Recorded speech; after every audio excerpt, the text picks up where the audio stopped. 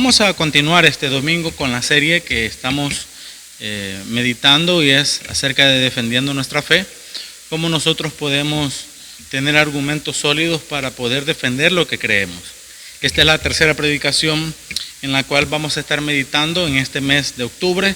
Solamente son 8 enseñanzas de esta serie para que como creyentes, como hijos de Dios, podamos tener suficiente argumentos para poder defender lo que nosotros creemos como cristianos, como creyentes. Esta mañana vamos a aprender acerca de la divinidad de Jesús. Esa es la tercera parte, es el tercer tema que vamos a estar viendo. Y vamos a ir al libro de Tito. Tito capítulo 2, versículo 13. Vamos a seguir estudiando acerca de esto, de lo que yo le decía, ¿verdad? En la primera predicación, acerca de la apologética cristiana, defender algo con buenos argumentos. Y vamos a ver lo que dice el libro de Tito, capítulo 2, versículo 13, dice de la siguiente manera: aguardando la esperanza bienaventurada y la manifestación gloriosa de nuestro gran Dios y Salvador Jesucristo. Aquí lo que estamos viendo en el libro de Tito es que nos está dejando claro que nuestro Dios es el mismo Salvador Jesucristo, es el mismo Señor Jesucristo, en la cual cuando el Señor estuvo aquí en la tierra durante sus 33 años, muchos cuestionaban su divinidad. Y creo que hoy en día cuestionan el hecho de creer que Jesús fue Dios. Usted y yo convivimos con muchas personas que no creen eso. Por ejemplo, los mormones, para ellos solamente fue un profeta. Por ejemplo, los testigos de Jehová, ¿verdad? Fue un maestro más sobre la tierra, pero no reconocen esencialmente que nuestro Señor Jesús fue Dios. Otro grupo, por ejemplo, los musulmanes, ellos creen que solamente fue un profeta más.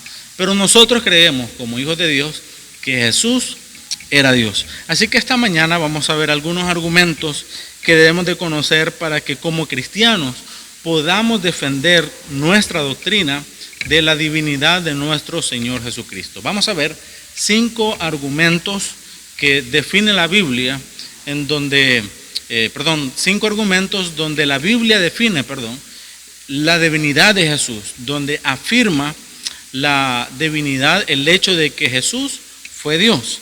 El primer argumento por el cual vamos a comenzar esta mañana se encuentra en el libro de Isaías. Usted sabe de que muchos profetas en el Antiguo Testamento hablaron acerca de la venida del Señor Jesús. Y este hombre, Isaías, un profeta, que lo tenemos dentro de los libros de los profetas mayores, no porque él fue más que otros profetas, sino por la extensidad de su libro, ¿verdad?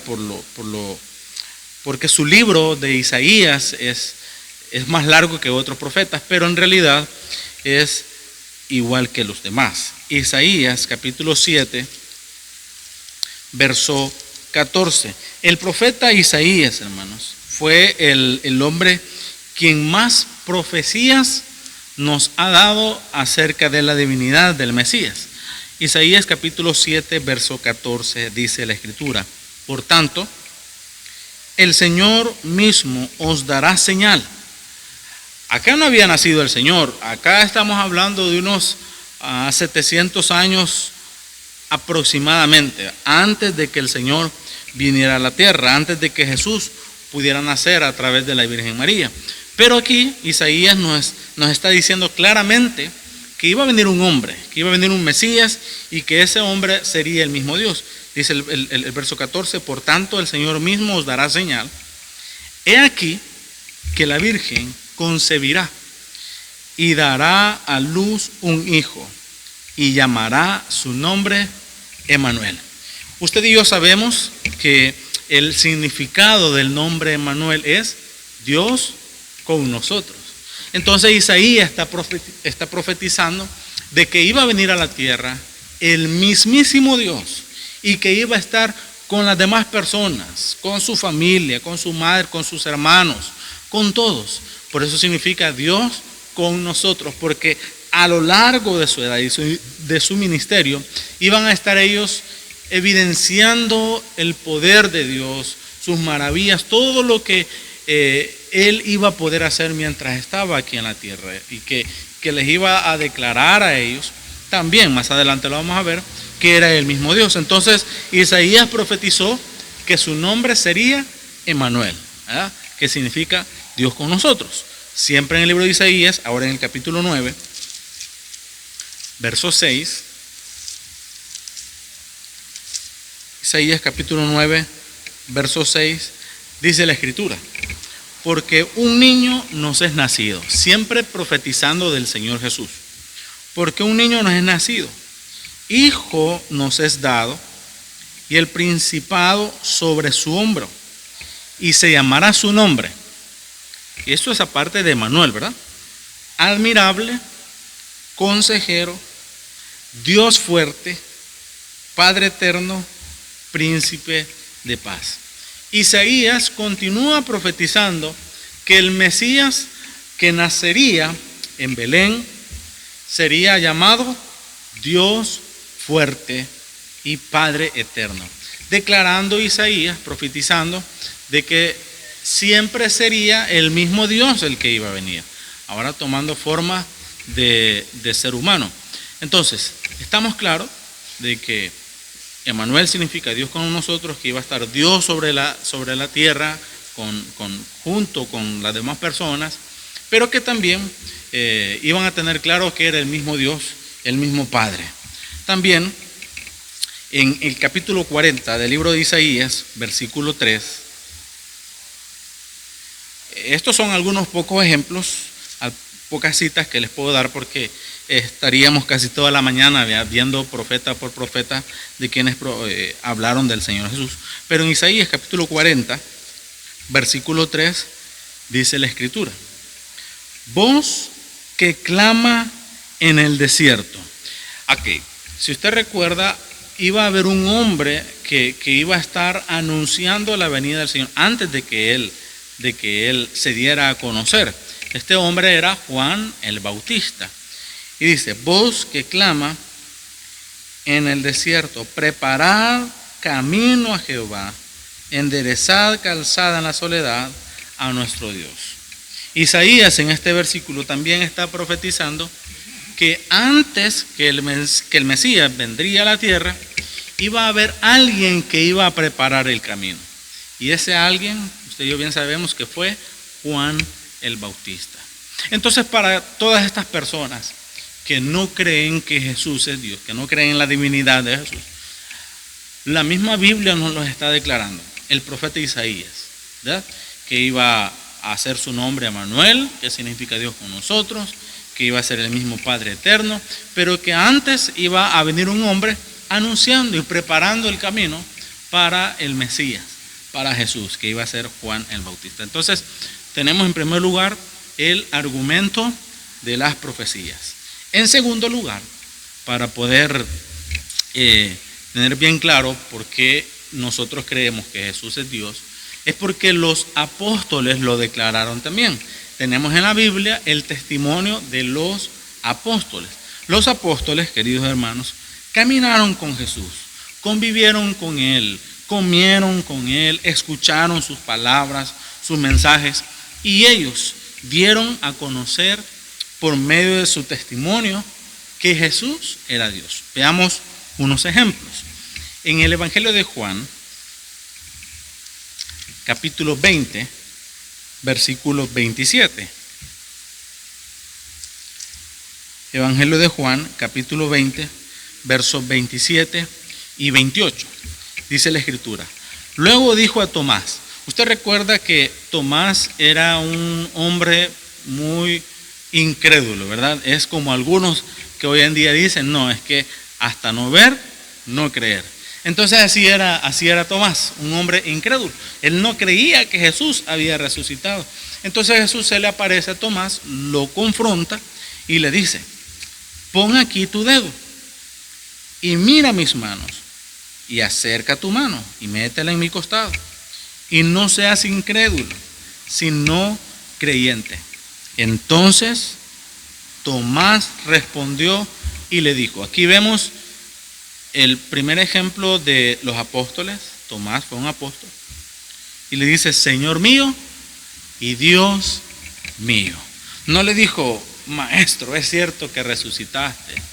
Oh, sí, Jesús, es cierto que resucitaste. No, él le dijo, y me imagino a Tomás, ¿verdad? Viéndole a los ojos, diciéndole, Señor mío y Dios mío, creyendo que era el mismo Dios a quien tenía ahí enfrente.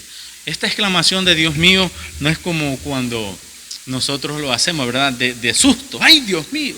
No, sino que él está viendo y está creyendo que es Dios mismo a través de la persona de Jesús quien le está declarando que él había resucitado, que no tuviera ni la menor duda de que había vencido la muerte. Aparte de Tomás, también el apóstol Pablo nos dice algo en Romanos capítulo 9, versículo 5.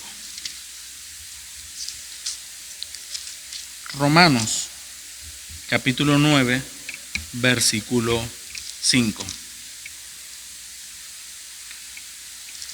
Aquí usted y yo sabemos que el apóstol Pablo fue un hombre muy preparado, ¿verdad? La Biblia dice que fue preparado a los pies de Gamaliel, un hombre muy inteligente, muy letrado, pero que él era un perseguidor de la iglesia. Y usted y yo sabemos, ¿verdad?, toda la historia del apóstol Pablo, su conversión y cómo es que él pudo llegar a ser apóstol. Todos sabemos de que alguien para ser apóstol tenía que haber visto al Señor, haber convivido con él. Entonces el apóstol Pablo tiene un encuentro, ¿verdad? Y en un primer momento no quisieron aceptarlo los demás, y usted sabe que fue Bernabé quien pudo trabajar en la vida y en la relación de Pablo con los demás. Pero acá en el versículo 5 dice el apóstol Pablo del capítulo 9 de Romanos, de quienes son los patriarcas y de los cuales, según la carne, vino Cristo. El apóstol Pablo está declarando que había venido a la tierra Jesucristo. Y él continúa diciendo, el cual es Dios. O sea, antes de esa coma está la palabra Cristo, y luego está aclarando el apóstol Pablo que Cristo era el mismo Dios. Y dice, el cual es Dios sobre todas las cosas, bendito por los siglos. Amén. Les está aclarando a todos los que estaban ahí cerca por medio de esta carta de que no tuvieran la menor duda de que el que había venido a la tierra, del que habían visto que había sanado. Usted sabe que los romanos eran quienes estaban gobernando esa ciudad. Entonces dice, miren, al mismo que ustedes vieron, que caminó, que sanó y que mataron, el mismo Cristo que vino a la tierra era el mismo Dios. El mismo Dios. Y le da toda la gloria a él. Entonces, tenemos como argumento el testimonio de los apóstoles a Tomás, y también tenemos al apóstol Pablo. Aparte del apóstol Pablo, también está el apóstol Pedro, hombres que convivieron con él, con el Señor Jesús. Y en la primera carta de Pedro, en el capítulo 1, versículo 1 y 2, dice la Escritura, Pedro, apóstol de Jesucristo, ¿verdad? Él anduvo con el Señor y fue el que le negó 3 veces. A los expatriados de la dispersión en el Ponto, Galacia, Capadocia, Asia y Bitinia, elegidos según la presciencia de Dios Padre en santificación del Espíritu, para obedecer y ser rociados con la sangre de Jesucristo. Gracia y paz os sean multiplicadas. El apóstol Pedro, aquí inicia esta carta dándose a conocer como un hombre que fue llamado por Jesús, siendo apóstol, siendo él un pescador. Jesús le dijo y le pidió que le siguiera. Pedro, dejándole las redes, le siguió. Pero acá en esta carta está declarando que el que lo eligió como apóstol fue el mismo Dios, según el versículo 2, elegido según la presencia de Dios Padre en santificación del Espíritu.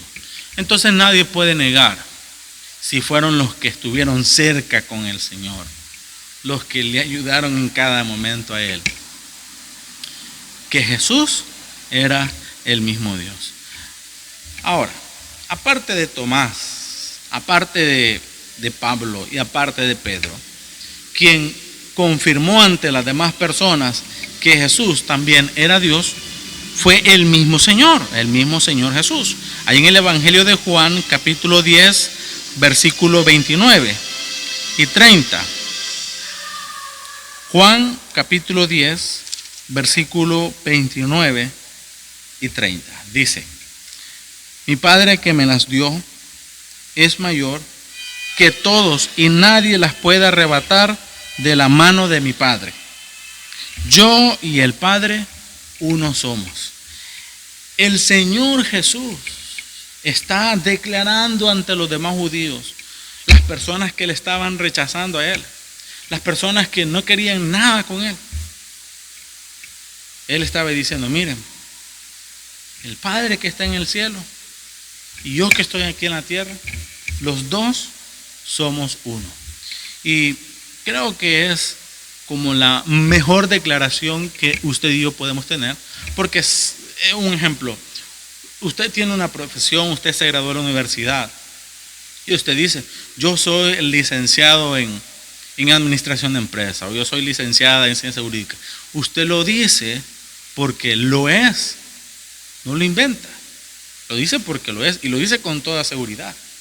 Entonces el Señor Jesús ahí ante las demás personas estaba diciendo lo que Él era con toda seguridad. Muchos le creyeron y muchos no le creyeron, le rechazaron a Él. Entonces, como creyentes, ya ahora tenemos el argumento de las profecías, quienes declararon que Jesús era Dios, el argumento de los apóstoles, o sea, el testimonio de los apóstoles, Tomás, Pablo, Pedro y el Señor, declararon que Jesús era Dios también. Pero también tenemos el argumento de la adoración. En el libro de Apocalipsis, capítulo 19, libro de Apocalipsis, el último libro de la Biblia, en el capítulo 19, versículos 9 y 10. La palabra de Dios, hermanos, nos muestra de que nadie puede recibir adoración, ningún hombre, solamente nuestro Dios. Y en Apocalipsis capítulo 19, versículos 9 y 10 dice: y el ángel me dijo, escribe. Aquí está una conversación entre el ángel y Juan, que Juan fue el que escribió este libro del Apocalipsis. Entonces los dos están ahí teniendo una conversación y el ángel le dice: escribe. Y viene Juan, está escribiendo el libro de Apocalipsis, ¿verdad? Bienaventurados los que son llamados a la cena de las bodas del Cordero. Y me dijo: estas son palabras verdaderas de Dios. Yo me postré a sus pies, acá Juan postrándose a los pies del ángel, para adorarle. Y él me dijo: mira, no lo hagas. Yo soy consiervo tuyo y de tus hermanos que retienen el testimonio de Jesús. Y le dice el ángel a Juan, ¿a quién tenía que adorar? Adora a Dios, porque el testimonio de Jesús, el que había estado acá en la tierra, el que había hecho milagros, el cual Juan estuvo con Jesús, el discípulo amado, porque el testimonio de Jesús es el espíritu de la profecía. Entonces Juan estaba, me imagino que emocionado, ¿verdad?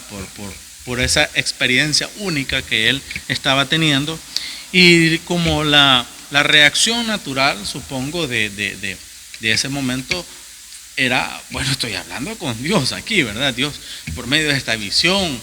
Y el ángel aclara: nosotros no podemos recibir adoración, el único que merece adoración es Dios. Y le dice que le declare a las demás personas que Jesús es el testimonio del espíritu y de la profecía. Ahora bien, en los evangelios, en Mateo, Marcos, Lucas, Juan, se nos muestra que nuestro Señor Jesucristo recibió la adoración.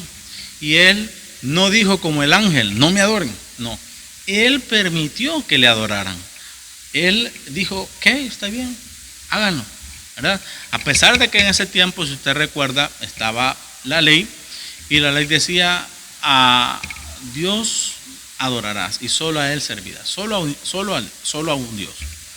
Pero veamos unos ejemplos. En Mateo capítulo 14, versículo 32. Evangelio de Mateo capítulo 14, verso 32. Este es un pasaje donde los discípulos estaban teniendo una mala experiencia con la naturaleza, ¿verdad?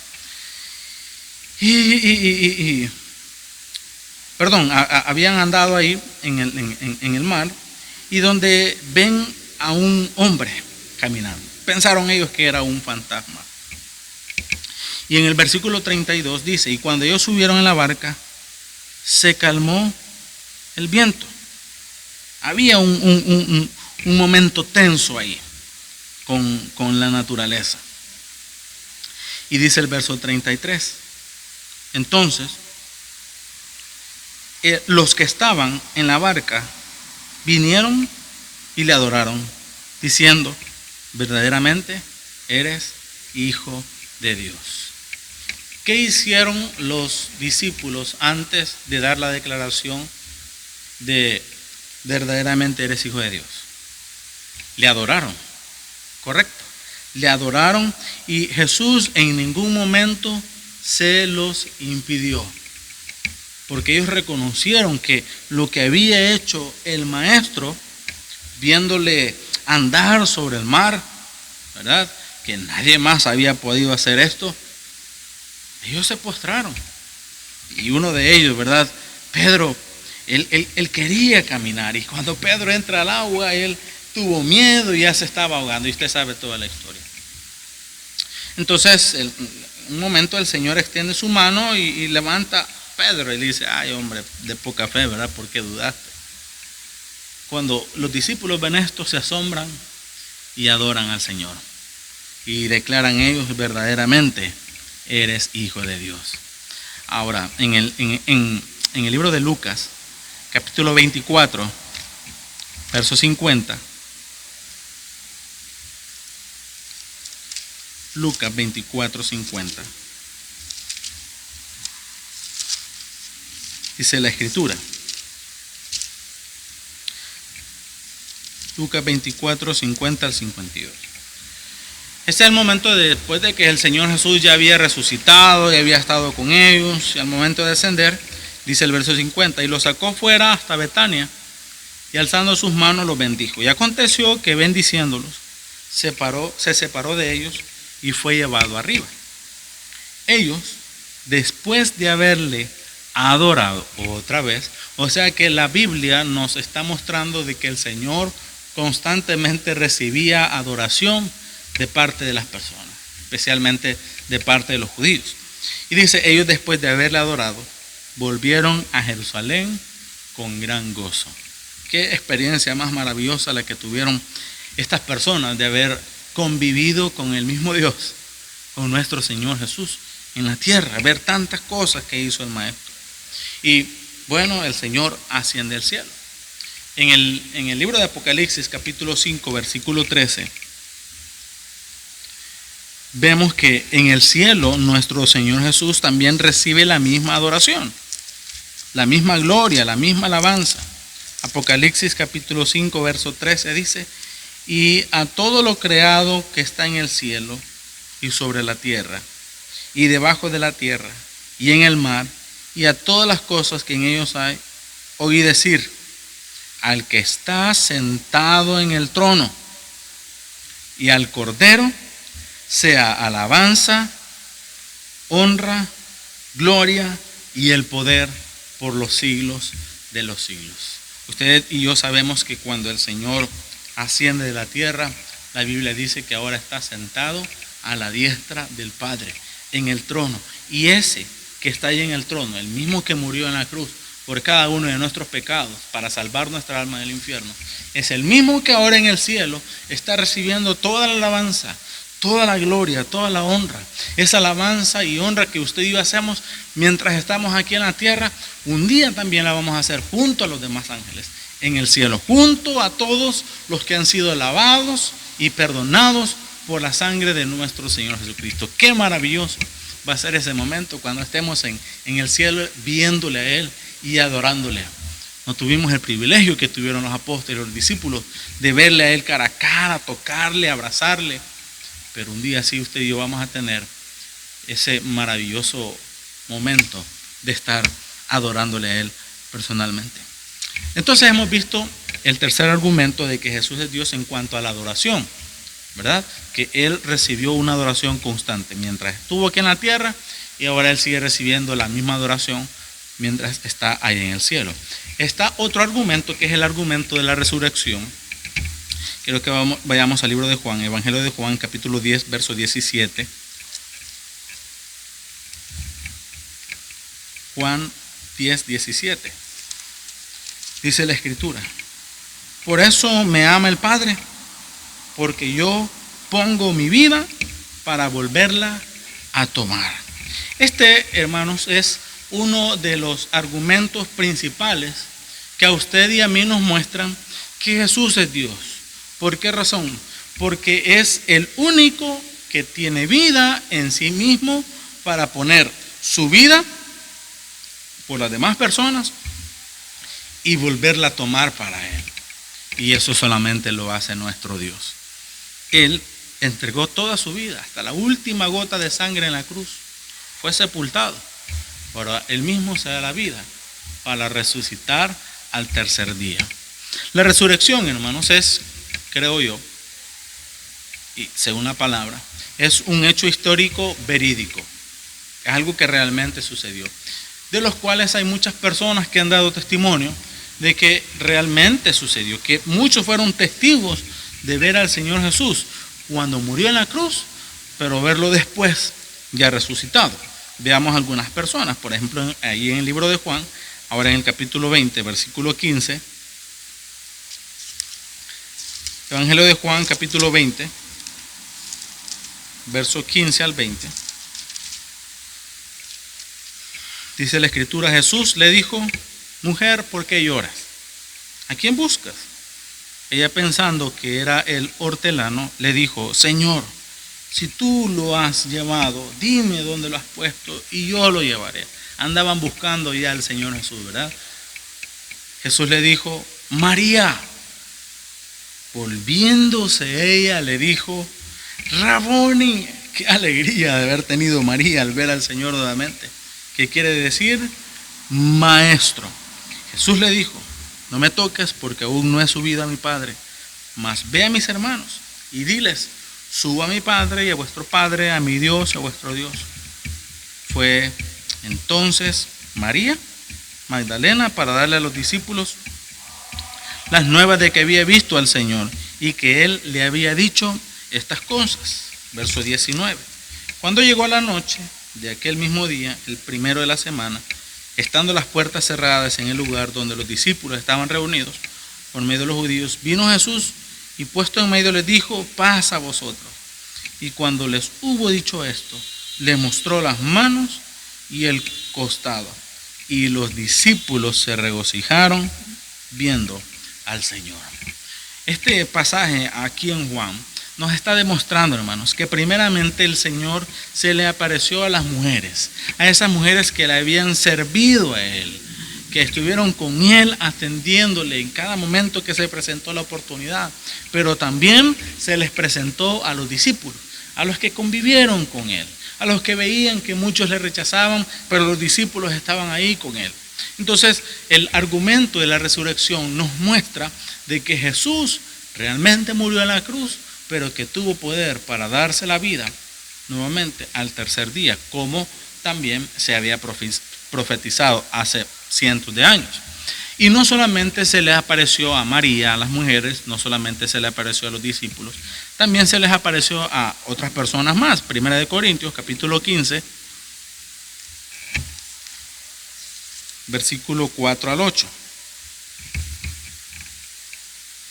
Y dice Primera de Corintios, y que fue sepultado y que resucitó al tercer día conforme a las Escrituras, hablando del Señor Jesús. Y que apareció a Cefas y después a los 12.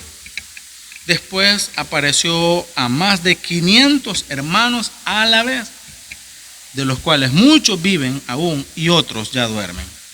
Después apareció a Jacobo, después a todos los apóstoles, y al último de todos, como a un abortivo, me apareció a mí. El apóstol Pablo está escribiendo en esta carta a los hermanos de Corinto, dándoles a demostrar de que el que había resucitado verdaderamente era nuestro Señor Jesús, y quienes habían sido testimonios oculares de haber visto la resurrección del Maestro: María, los discípulos, Cefas, los apóstoles, Jacobo, y el último se le apareció a él, como él mismo dice, ¿verdad?, como un abortivo, alguien que no anduvo con el Señor Jesús, pero que tuvo un encuentro personal y que claramente se le apareció, según dice él aquí en Corintios, al apóstol Pablo. Entonces vemos que el argumento de la resurrección declara de que Jesús es Dios porque él entregó su vida y él mismo se la volvió a dar. Y vemos el último argumento en esta mañana, que es de los atributos divinos de Jesús. El Nuevo Testamento, hermanos, nos muestra que Jesús tiene los mismos atributos que el Padre Celestial. Son esas características únicas que tiene alguien. Veamos, en el libro de Juan capítulo 1, versículo 3, Evangelio de Juan, capítulo 1, versículo 3. El primer atributo que vemos acá es que Jesús es creador, el que creó los cielos y la tierra. Juan 1:3 dice, todas las cosas por él fueron hechas. Recuérdese que viene hablando del verbo, ¿verdad? En principio era el verbo, y el verbo era con Dios, y el verbo era Dios. Está hablando de aquel principio. Y dice el verso 3, todas las cosas por él fueron hechas, y sin él nada de lo que ha sido hecho fue hecho. Todas las cosas fueron hechas por el Señor Jesús. Él en su atributo, como Dios, como creador. Nadie puede hacer nada acá. Usted y yo sabemos la diferencia entre crear y hacer. El ser humano hace algo de lo que ya está creado. Dios crea de la nada, crea algo de la nada. Creó al hombre, creó las plantas, creó todo. Él no utilizó otro material, ¿verdad?, para crear. Él lo creó de la nada. Entonces tenemos el atributo de el creador. Otro atributo, en el capítulo 2, versículo 24, siempre en Juan, dice la Escritura, 2, 24 y 25. Pero Jesús mismo no se fiaba de ellos, porque conocía a todos y no tenía necesidad de que nadie le diese testimonio del hombre, pues él sabía lo que había en el hombre. Este atributo que vemos acá en estos versículos es el atributo de la omnisciencia. ¿Qué significa omnisciencia? Es conocerlo todo, saberlo todo. El Señor Jesús, que estaba ahí, sabía que habían hombres que estaban pensando mal de él. Y él, dice, yo sé lo que están pensando, yo sé cómo quieren actuar. Hay un pasaje en Mateo, se los voy a buscar rápidamente, capítulo 12, versículo 25. Mateo 12, 25. Dice la Escritura, sabiendo Jesús los pensamientos de ellos, les dijo, todo reino dividido contra sí mismo es asolado, y toda ciudad o casa dividida contra sí mismo no permanecerá. Este versículo nos declara que el Señor Jesús conoce los pensamientos, conoce cada uno de nuestros pensamientos, cada uno. Entonces, este atributo es uno de los que pueden demostrar de que Jesús era Dios. También está otro atributo en Juan 3:13. Dice la Biblia: nadie subió al cielo sino el que descendió del cielo, el Hijo del Hombre que está en el cielo. ¿Quién es el único que puede estar en el cielo y en la tierra? Descendió del cielo para la tierra. El único es Dios.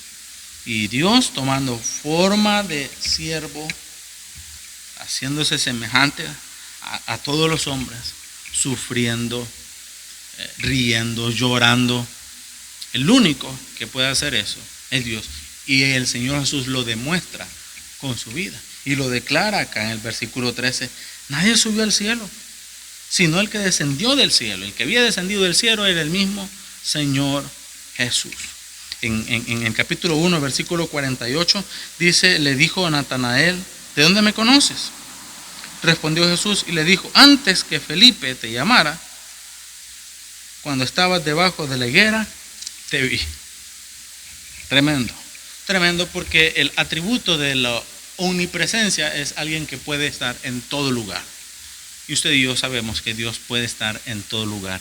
Está acá en esta iglesia, está en otras iglesias celebrando este mismo culto, está en otro país, está en todo lugar. Dios está en todo lugar. Y también otro atributo de Él está en Marcos capítulo 2, versículos 5 al 11. Marcos capítulo 2, versos 5 al 11. Dice la escritura: al ver a Jesús la fe de ellos, este es el caso de que habían llevado a un paralítico, ¿va? Dice el versículo 5. Al ver a Jesús la fe de ellos, después de que habían bajado al paralítico, dijo al paralítico: hijo, tus pecados te son perdonados. El Señor no le está diciendo: levántate, ya eres sano, ya puedes irte para tu casa. No, de entrada el Señor Jesús dice: hijo, tus pecados te son perdonados. Esto les chocó a muchos de los que estaban ahí, especialmente a los escribas.